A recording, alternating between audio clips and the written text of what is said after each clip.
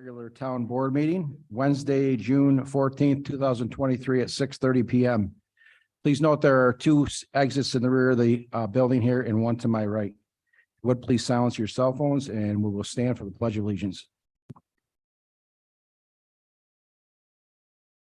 I pledge allegiance to the flag, of the United States of America, and to the republic which stands, one nation, under God, indivisible, liberty and justice for all. As you may standing to remember and keep our thoughts and prayers with our court clerk Jennifer Bowers, who had a emergency last week.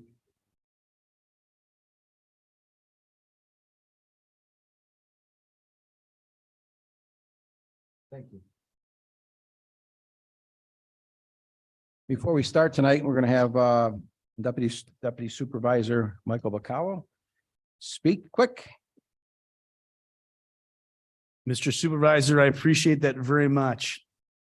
So again, tonight, we have the opportunity to honor another local team who achieved excellence, right? This is something that the board has been doing the last year, and I'm always excited to continue. So tonight, we have the CNS girls golf team who are Section 3 champions. So that deserves a huge round of applause for that.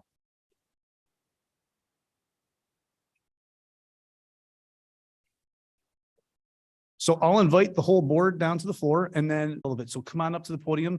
Then we'll hand out these awards. And I know the team wants to go for ice cream, and I do not want to be the person that's holding you between ice cream. Yeah. And we first want to say thank you for having us. We're undefeated as well. Sorry. Is this recorded? Yes. Yeah. So maybe Outside voice. make sure you say the record again, so people listening. The online. record was 12-0.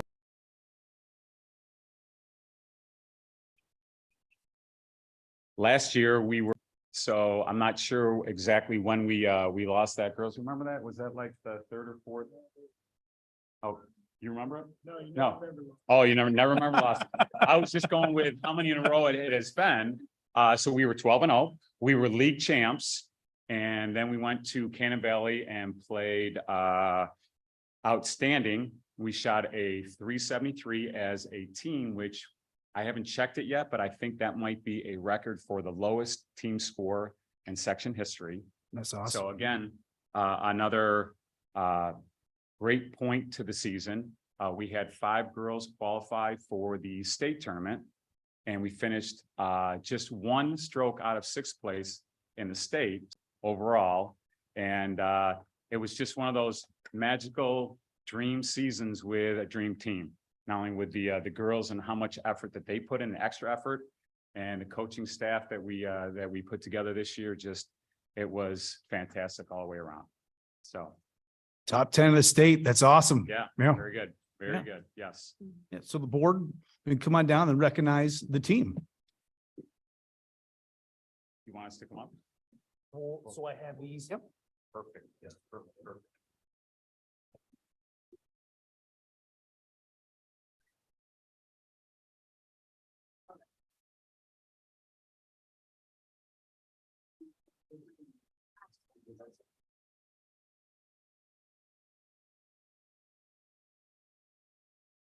Oh, coach, come on up. Yep.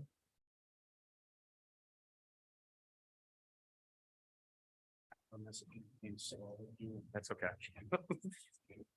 First one, freshman Andrea Wheaton.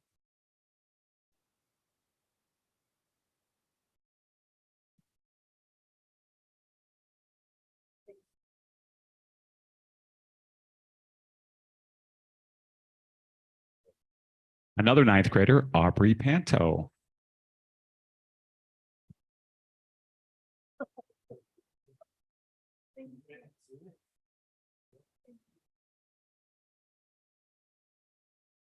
Another freshman, Chloe Tice.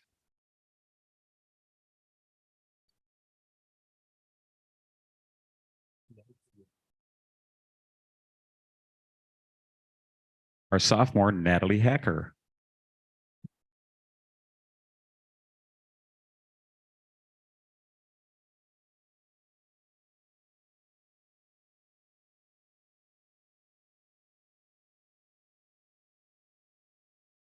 Junior Lindsay Kubala.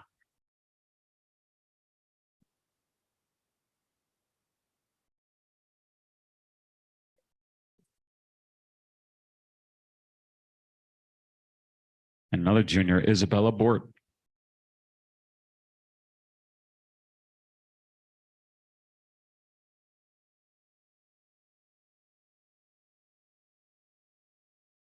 And our only senior, Jessica Riccardi.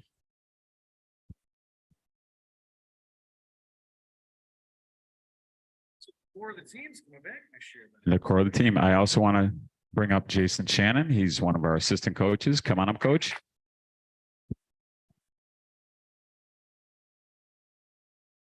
We have one more. Oh, you guys know each other? Good. Who doesn't coach now?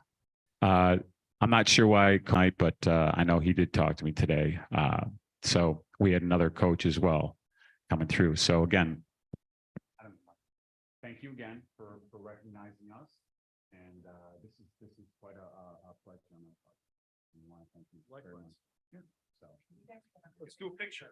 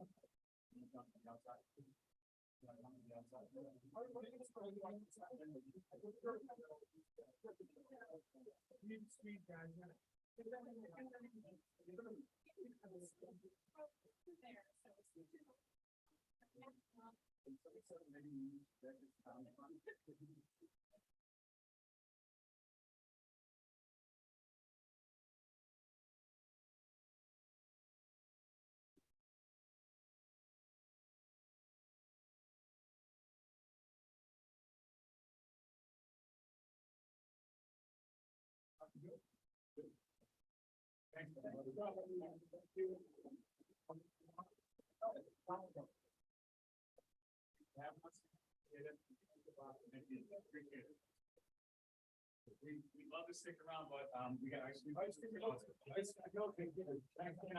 Thanks everybody.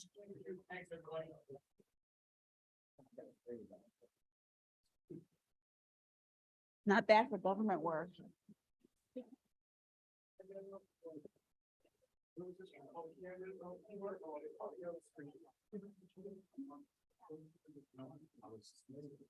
you. Once in a while, yes. That's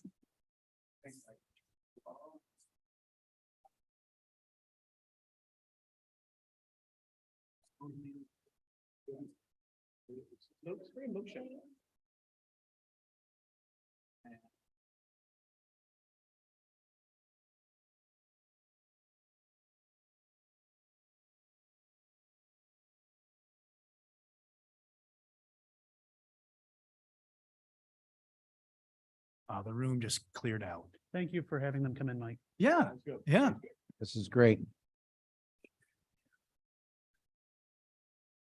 Would anyone like to speak on behalf of the agenda items prior to the meeting? Come on up.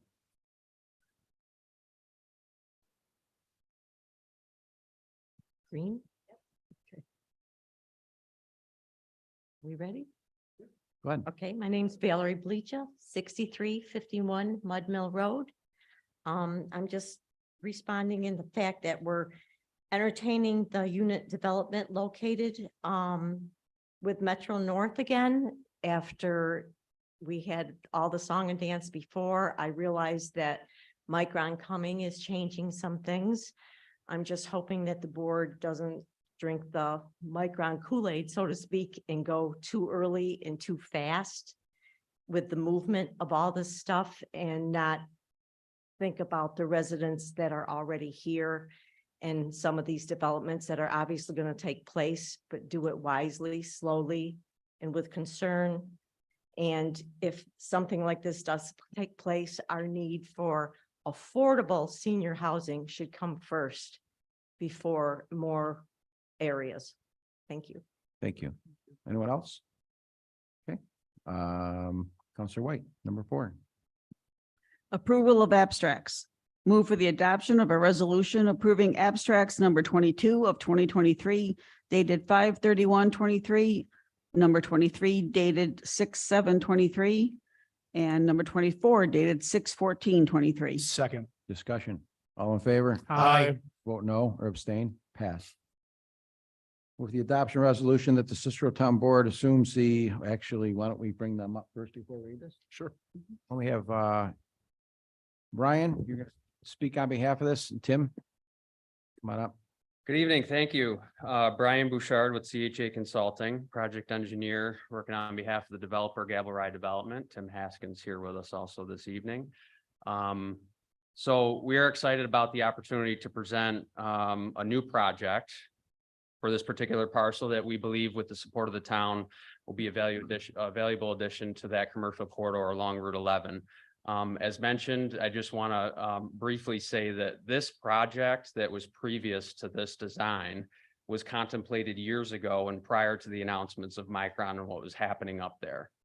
The interest in this property was, I think, three and a half years ago at this point, and was specific to the corridor and the availability to provide a development within an appropriate area of the town.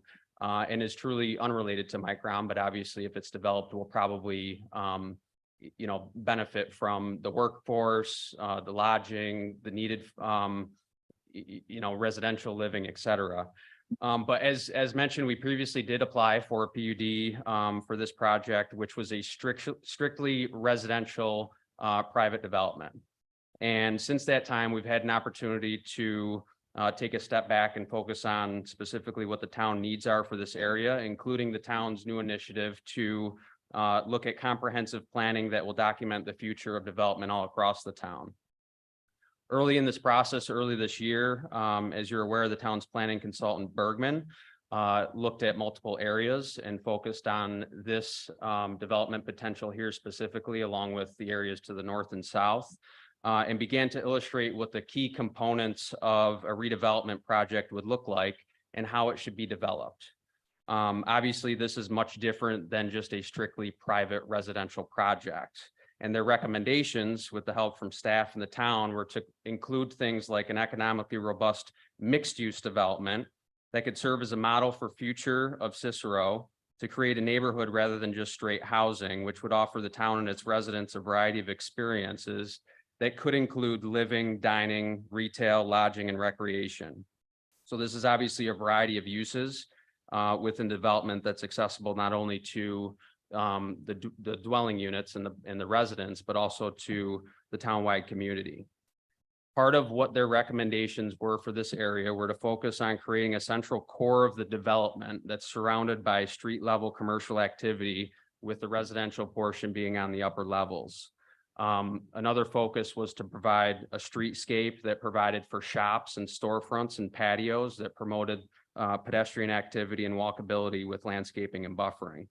So earlier this year, we've changed the project and met several times with staff and the planning consultant to develop what you see here as a new layout and overall preliminary development plan that meets this criteria. So that brings us to today's project, which is now the Metro North Mixed Use Plan Development. This is a zone change request and application that we've submitted for this agenda item. And it's to change the zoning from what we know is regional commercial to a mixed use planned unit development that would allow for this type of town center and village setting, consistent with that mix of uses with retail, dining, lodging, et cetera. Background of the site, which you're familiar with, it's 35 acre Route 11. It's 8016 Brewerton Road is the address. And this again is existing regional commercial zoning. It's surrounded by regional commercial zone. It's an existing regional commercial zone. And what this district contemplates is truly big box development. This is similar to what you see to the north and south of us with Walmart and Wegmans. You have the Target Plaza. And what this PUD request is for is to actually create a less dense development, which is less intense, that includes smaller as opposed to big box retail stores and large parking lots, but smaller uses, smaller commercial uses, and the inclusion of multifamily units and active adult senior apartments. What we show on the new concept plan, to walk you through it quickly, is essentially the creation of a four-way intersection in the center of the project. This is an extension off the existing access road that comes from Route 11 to the west here and enters the project site with a four-way intersection that has a north-south connection to Walmart and to Wegmans to the south. All buildings, you'll notice, have been positioned on each of the street corners. And what this does is create that sort of town center feel and the atmosphere within that four-corner intersection. All the buildings have been aligned to the street frontage with all their parking to the rear, with the streetscape being a focus of this project, having available on-street parking, sidewalks, storefronts, patios, street landscaping, bike lanes, and the things that you see on the plan. These two buildings on the north side of the intersection, the northeast corner and northwest corner, are the mixed-use buildings. They would contain 24,000 square feet of commercial space on that street level, which would include, obviously we don't have tenants, but would include the ability to subdivide for different tenants based on their use, which could be commercial, retail, restaurant, or office space. On the upper floors would be 42 multifamily apartments on each building, so a total of 84 in the upper floors here. And then the center that you could see, which is a slightly less shade of orange here, would be the residential lobby, the elevators, the leasing office, and amenity space for those residents. In the southwest corner would be a proposed hotel. We show a footprint of anywhere between 89 and 110 room hotel. This would be brand dependent, and obviously we haven't chosen a brand yet. But this southwest quadrant could support the standalone hotel use with supportive parking and utility infrastructure that's needed for that hotel.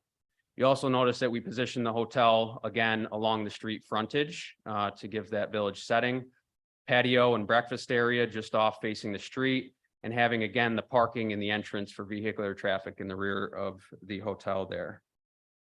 To the southeast corner would be a senior apartment building, so multi-level apartment building containing 114 units.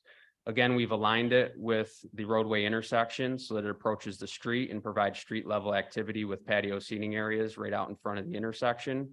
And again, the parking being behind that building. We have surface parking and we also have some covered parking there. The rear portion of the site, which is this easterly private access drive here, would also have 4 townhome style apartment buildings for the senior use as well.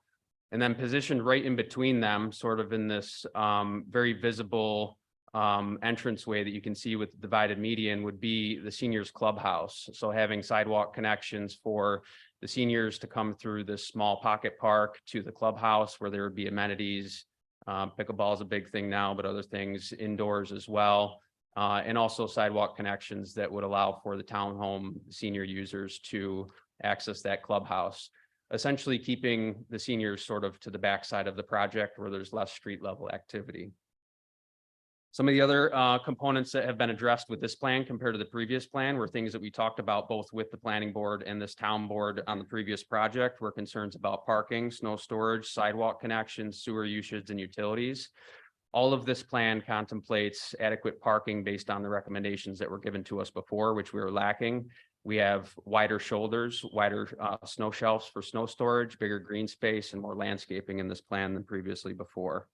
So with this preliminary development plan, what we're looking for tonight is any questions, comments, or feedback that the town board may have.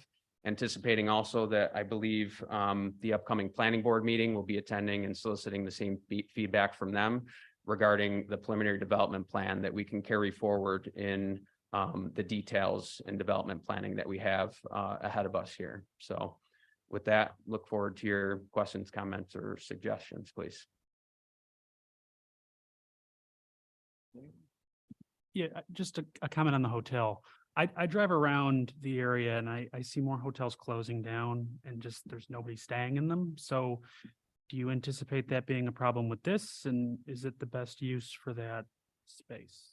So what's interesting about that is that there really is not a lot of hotel space within this corridor. There's a lot of residential development up Quadnoy Road. A lot of the newer hotels that have been built are really centered along 31 when you get up into just west of the Great Northern Mall. A lot of the hotels that you may see closing, and I'm not sure which ones you're referring to, a lot of them are outdated, don't provide the same amenities and things for the guests in terms of some of the brands like a Home2 having a technology centric area in the amenity space and things like that. So really trying to provide a new lodging facility is certainly a need for the community at large, but also proximity to other existing single family homes and residences that we have in the area. So it presumably is a good fit for this style of mixed use development. It also will be, because of Micron coming,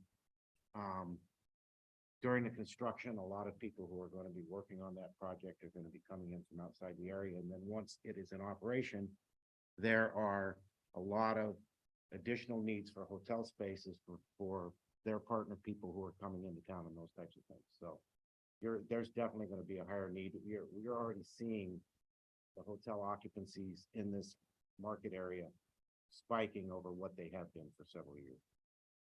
Just with the activity that's already going on in the greater surges.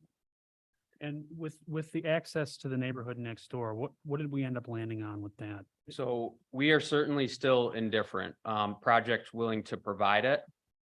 There was, I think, conversation between some of those residents that did appear for the public hearings. There was some hesitancy that they would perceive this as a cut through for the project to somehow take a shortcut and take a right-hand turn. That it's obviously from their neighborhood is not a signalized intersection. That intersection, even though it's not signalized, will benefit from gaps in traffic from our new traffic signal. But this is more of a secondary emergency access to provide them benefits, whether it's a one-way out strictly for them, or whether it's not built, or whether it's built as an emergency access, we're completely indifferent to, but we'd be willing to provide it in any configuration that the town feels appropriate. But again, believing that it's not truly a shortcut. There's not a lot of opportunity to just cut through there and take a right-hand turn when we will already have a right-hand turn lane at the signal. And it does access the Wide Waters property, so people will be able to exit out that way as well. This contemplates the actual construction of a southerly connection to the paved area. When you picture Wide Waters property, there's the plaza to the northerly side. That access road actually comes directly along that property line and terminates behind that plaza, which this would be a perfect connection to get you to Wegmans traffic Which signal. would get you to that signal as well. Correct. Yep. With regard to the hotel, it occurred to me, I mean, you've built other senior housing facilities. You don't tend to have a hotel in those as part of those developments, do you? No. And do you anticipate, just due to the nature of seniors, perhaps having children and grandchildren might want to visit them, that might be a natural sort of symbiosis isn't the word I'm looking for, but you know what I'm saying, like it might kind of provide a natural market for those hotel rooms, don't you think? It will, and I mean, even in a lot of our senior projects, we have guest suites, Okay. right? But it's only one, maybe two apartments, and people have to reserve it a long time in advance if they want to come, and so, yeah, there'll be that symbiotic relationship there. Synergy is the word I was looking for. but Synergy. yeah, okay. Yeah. Synergy. It's close. Okay. Thanks. Quick question. The buildings, the multi-purpose buildings on the north side, how many stories are those? 4 stories. So it'd be ground level commercial with that residential lobby, and then 3 floors of residential units on the upper floors. Your last project, how many stories was it before? They were also 4 stories, stories. but the bottom floor was dedicated to garage parking and not the commercial use. So it's essentially the same footprint with the expansion of the commercial use on the first floor. I see you having the same problem as you did before. It's 4-story buildings looking down upon 1 or 2-story houses. So just thought I'd point that out. One thing to point out about that, about this plan, and this was, and just a, you know, a little more color as to the development of this plan. We've been working with, as Brian said, with the supervisor and Councilman Karp and Bergman, your consultant, since early January on this plan. And one of the things their insight really did, if you'll remember, the original plan had the cross connect right along the western property line. So it went right along. Oh, I know, but it's still, again, it's not for tonight. It's not for tonight, but yeah. But so having moved that crossroads back into the center of the property really balances the property and moves the activity further away and provides much more buffering between that residential neighborhood and this project. Yeah, and also the hotel is an allowable use within the existing zoning district of RC. So a 4-story, 60-foot hotel could be built by right. So that's certainly included in the PUD as a district plan, but as a standalone project, a hotel with 4 stories is permissible in the regional commercial district. So trying to honor the base zoning where applicable, and really it's the mixed use component that requires the PUD application.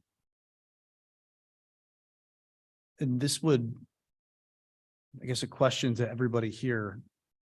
The last project was all residential, correct? It was all multifamily apartment and senior apartment, but strictly private residential, correct? So wouldn't this be even more traffic? Just a question. We're good. So there is less residential units, but certainly having to analyze traffic for the. I think what we're trying to do is, you know, when this gets built out, eventually down the road behind Wegmans and Walmart and wherever else, you're gonna have, you want people off the main road, and this would take them through out of the main road, through this area to keep them off. And I So- do see that. So yeah. Mhm. So the cross access to the other properties, they will actually connect. I mean, wasn't there something with that in the last plan where you could get to your property line, but that was as far as you could go? Yeah, we did not have full plans and cooperation to make the cross connections. But you do now, We will have. both sides? Yeah. Very good. I just caution everybody, this isn't a public hearing. Right. This is- Right. Just, Yes, for a free. yep, that's it. Thanks. There'll be another.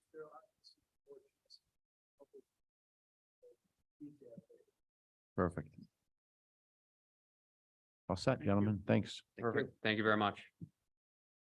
Move for the adoption resolution that the Cicero Town Board assumes the role of the agency pursuant to the New York State Environmental Quality Review Act in regards to the application known as Gabrielli Development LLC for the zone change.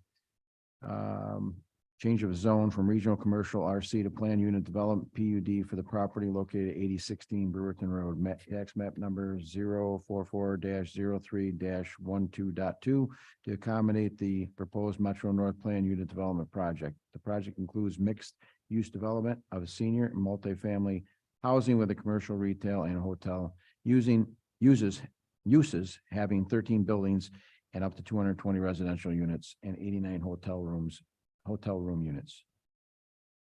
Second. Discussion? All in favor? Aye. Vote no or abstain? Passed. Thank you. This next item, I have slightly updated language from that which is printed on the agenda. Whereas the town is undertaking comprehensive plan and zoning code update that will not be completed for several months, and whereas the town desires to continue and accept and review development applications in the interim prior to its completion, and whereas the town also desires that new development projects be consistent with the goals and objectives set forth for the future comprehensive planning and zoning code update, and whereas the town will seek application review and comment from the town's comprehensive plan consultant for proposed development projects when deemed necessary by the planning and zoning office. Now therefore be it resolved, the town board establishes a deposit in the amount of $5,000 to be paid by applicants to reimburse the town for the actual cost of planning and design expenses associated with the request for any site plan approval or zone change. Second. Discussion. Anyone have some discussion? I mean, I think it's self-explanatory. Some of these matters, we're going to be consulting with Bergman. It makes sense, our comprehensive plan consultants, since we've got this ongoing and we don't want to freeze and just stop development generally in the town. If there is they're not working for free and it's not a flat fee. They've spent a considerable amount of time on some of these projects. We have money allocated to us by the county to pay for the comprehensive plan, but that is a set amount. And we don't want this work that we're having them do that's in addition to the comprehensive plan cause us to go over the amount that's been granted to us by the county. So we're just looking for these applicants to reimburse us for the cost. Perfect. All in favor? Aye. Vote no or abstain, passed. Move for the adoption of a resolution approving a new Schedule A sample stormwater control facility maintenance agreement as attachment 1 to chapter 179 of the town code, stormwater management and erosion and sediment control. The new Schedule A will replace the existing attachment 1 and removes the requirement for the facility owner to provide security for the maintenance and continuation of the stormwater control measures. Second. Discussion. Steve, you want to give a little overview of this quick?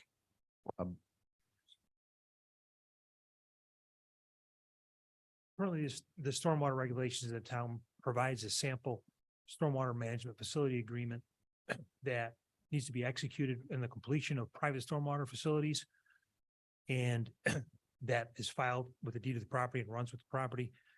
It's been, we've been collecting those fees. It's been difficult for the comptroller to manage them as their bonds that need to be renewed annually. Ownership may change, the agreement runs with the land, but fees may have to be collected from a new property owner. So the ordinance also provides for enforcement to inform a property owner, you need to maintain your facilities. If they do not, the town can do it and lien the property. So we feel there's adequate protection to us, and this would just make the process simpler. Thanks. All in favor? Aye. Vote no or abstain, passed. Surplus items to be auctioned at Auctions International. Move for the adoption of a resolution to declare the following items as surplus and of no use to the town of Cicero. The items will be auctioned through Auctions International. Toshiba copy machine, 2003 International dump truck, walk behind saws, 2 MK Stone Red Devil, set of garage door panels, 2 used Bobcat tracks, 2 axles old from the Brush Bandit, old scan tool, Genesis scan tool, 2010. Discussion. All in favor? Aye. Vote no or abstain, passed. Rental of trash truck. Move for the adoption of a resolution approving the rental of a trash truck from Syracuse Haulers for 26 weeks to pick up the brush in the amount of $46,800. Budget code SR 81604. Second. Discussion. All in fa- Oh, go ahead. Sorry. Mr. Wozniak, how much would it cost to buy one of these trucks? I'm waiting for the second price, but we're right around between 240 and 260. It would seem to me, and how long would one last if we were just to use it for brush? Well, we're getting about 15, 18 years out of a snowplow. You should get a little bit more because this truck won't be used in the winter time. I mean, so it would seem to me that buying one would pay for itself relatively quickly. Probably in 4 years, yeah. Okay. 5 years. Thank you. Okay, all in favor? Aye. Just to vote no or abstain, passed. Sewer jet rental. Move for the adoption of a resolution approving the rental of a sewer jet for 2 months from Joe Johnson Equipment as the town sewer jet is out for service in the amount of $18,980. Budget code DB 511041. Oh, second. Discussion. What's the cost for the sewer jet for 2 months? 18,980. No, our sewer jet is out for repair right now. Gonna be upwards of between $8,000. Okay. Put a retrofit kit on it, correct? Adopt, thanks. Okay, all in favor? Aye. Vote no or abstain, passed. DE Tiroli Inc. for drainage job on 7097 Lakeshore Road. Move for the adoption of a resolution approving DE Tiroli Inc. to repair a drainage pipe that requires special equipment at 7097 Lakeshore Road in the amount of $23,407.45. Budget code DB 11242. Second. Discussion. All in favor? Aye. Vote no or abstain, passed. Move the adoption of resolution approving the May Drivers Village Vehicle Repair Bill for $5,276.04, budget code B312042. Second. Discussion, all in favor? Aye. Vote no or abstain, passed. Hire Tori Gavin as a part-time seasonal recreation leader. Move the adoption resolution approving the hiring of Tori Gavin as a part-time seasonal recreational leader to support the toddler time program. Approximate start date is July 1, 2023, at a pay rate of $20 an hour. Second. Discussion, all in favor? Aye. Vote no or abstain, passed. Promote Kira McShane to Assistant Youth Development Program Leader. Move for the adoption of resolution approving the promotion of Kira McShane to Assistant Youth Director Development Program Leader at the canteen effective on or about July 3rd, 2023 at a pay rate of $21 an hour. Second. Discussion, all in favor? Aye. Wish to vote no or abstain, passed. Congratulations, Kira. Move the adoption resolution approving the hiring of Eleanor Mazie as a part-time temporary court clerk to help cover an emergency medical absence. Start date June 20th, 2023, pay rate $20 per hour. Second. Discussion, all in favor? Aye. Vote no or abstain, passed. CNY Industrial Medicine in Brewerton for occupational medicine services. Move the adoption of resolution to support a local business by utilizing CNY Industrial Medicine in Brewerton for occupational medicine services, including DOT drug screens, Hep B vaccines, autogram tests, and physicals. The town will continue to use Well Now Urgent Care as a backup vendor outside business hours.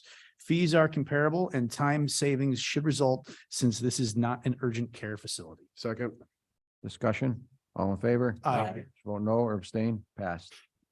Move for the adoption of a resolution to approve and authorize the supervisor to execute the fireworks permit and accept the $100 permit fee, Town Code Chapter 109-1G from Pyrotechnical Fireworks, Inc., to be held on July 3rd, 2023 at dusk. The sponsor of the show, Fort Brewerton Greater Oneida Lake Chamber of Commerce. All required signatures have been obtained. Second. Discussion, all in favor? Aye. Vote no or abstain, passed. Discussion items tonight, I have a few. Police calls tonight are, appear to be up from last year. We have arrests this year are, as of 2023, 212. Last year was 163. Traffic stops last year at this time were 638, and we're up to 748. Looks like our domestics are up to 199 this year. And our traffic accidents are at 272.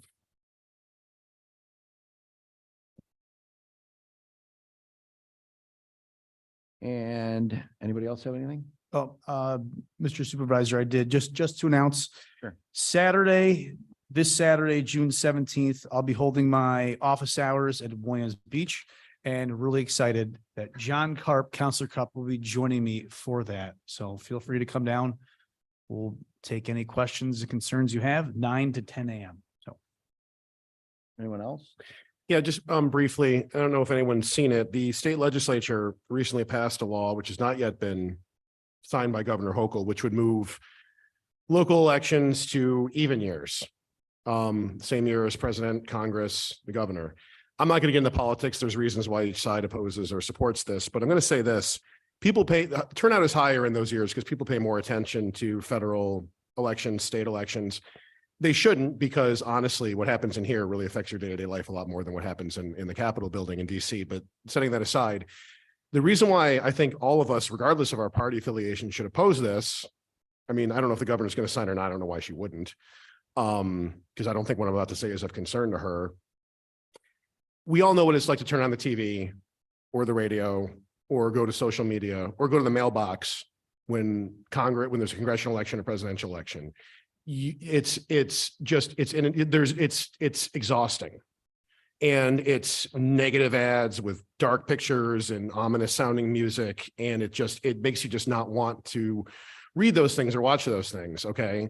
And we're talking governor in these years, Congress every 2 years, president every 4 years, state assembly, all these elections that have a lot of money thrown at them. Okay. And a lot of ads. Now imagine that you're in a town or a village where you've got some really important local issue that you need to get information out to the voters.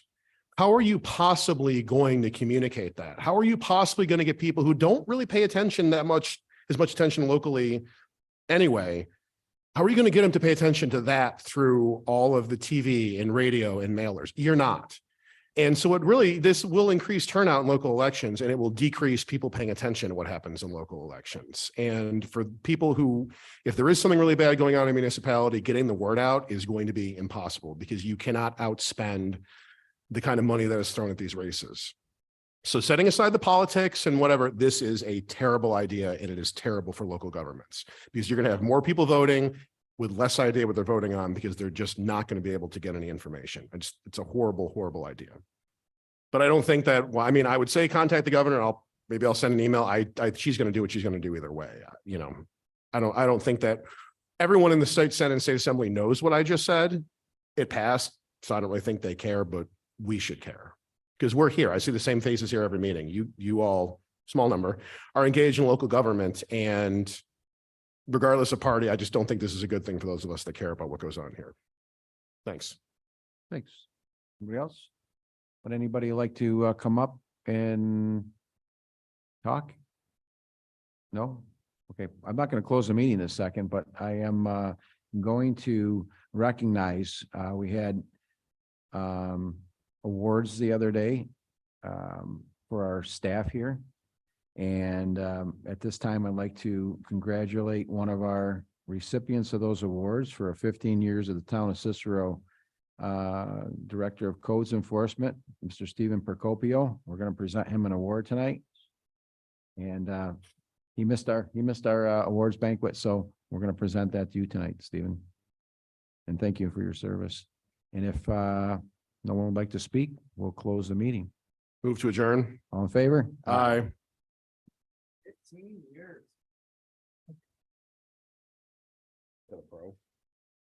Yeah, I just got it.